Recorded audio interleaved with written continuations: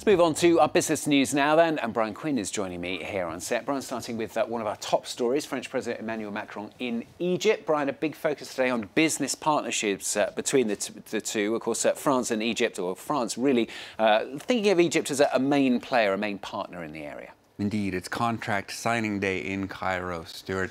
6 or 7 new business contracts worth up to around €1 billion are expected to be signed in Cairo this afternoon.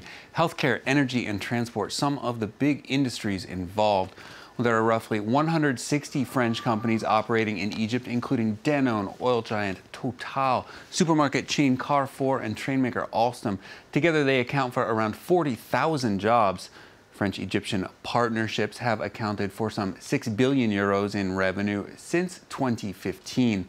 Well, one controversial sector has been the arms industry, of course. French military supplier Dassault is hoping to sell Cairo 12 new Rafale fighter jets. Human rights groups have been strong critics of arms sales to Egypt, saying they help reinforce a dictatorship and contribute to the repression of dissent, and that the phenomenon is only increasing in scale. The total amount of military equipment delivered by France went up to €9.8 million in 2011, and this sum never stopped rising until 2017, surpassing €1.4 billion. So it's not a small increase, it's a very substantial increase. Well, next, the U.S. has lifted sanctions against Russian aluminum giant Rusal and 2 other firms linked to the oligarch Oleg Deripaska. The move comes after Deripaska, a close ally of Russian President Vladimir Putin, took steps to reduce his stakes in the firms and relinquish control. Democratic lawmakers and some Republicans argued Deripaska still had too much involvement. Allison Sargent explains. An easing of sanctions for the business empire of a Russian oligarch. Oleg Deripaska was sanctioned last year along with his aluminum company Rusal, its parent company N+, and another firm. Now the U.S. Treasury has announced that while Deripaska himself will remain under sanctions, they are freeing his companies, after striking a deal they say reduces Deripaska's holdings and severs his control. This action ensures that the majority of directors on the N+ and Rusal boards will be independent directors, including the US and European persons who have no business, professional or family ties to Deripaska. Democrats and some Republicans in Congress had opposed lifting the sanctions, which were imposed in April to punish Russia for actions including its annexation of Crimea, support for the Syrian government, and attempts to interfere with US elections. Lawmakers also argued it was inappropriate to ease sanctions while the president and his campaign team are being investigated for collusion with Moscow. This represents yet one more step in undermining the sanctions law, which President Trump has obstructed at every opportunity. Despite opposition from U.S. lawmakers, European countries, including the UK and Ireland, supported lifting the sanctions, saying they put their aluminum plants under threat. Rusal is the largest aluminum producer outside of China.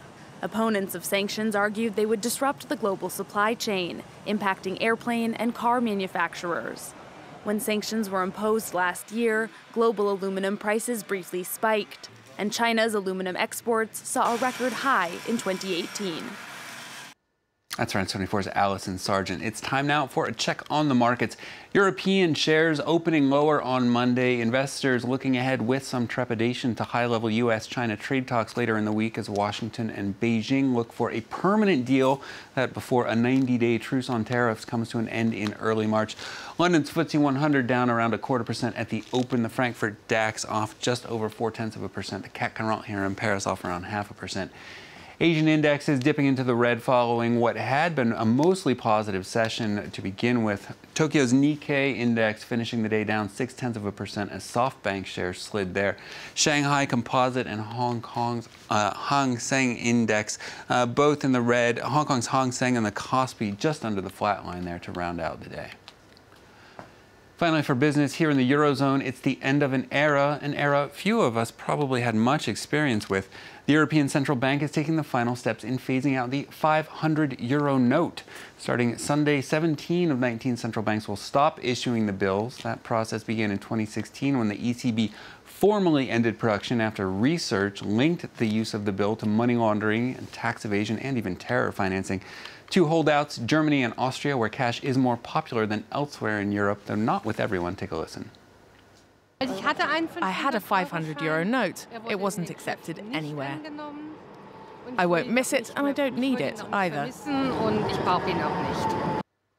Now, those bills will remain legal tender, so Stuart, if you're like that lady and you don't need your €500 bills, you can send them right over to Brian Quinn of France 24. I'm just checking, actually, Brian. I'm just trying to see if I've got any 500s as well. Just, you know, sort of stuck down the bottom. I've got a 20. €1,000 note? Those still exist. If Do they? Got one of those, yeah, they're still around. Brian would know.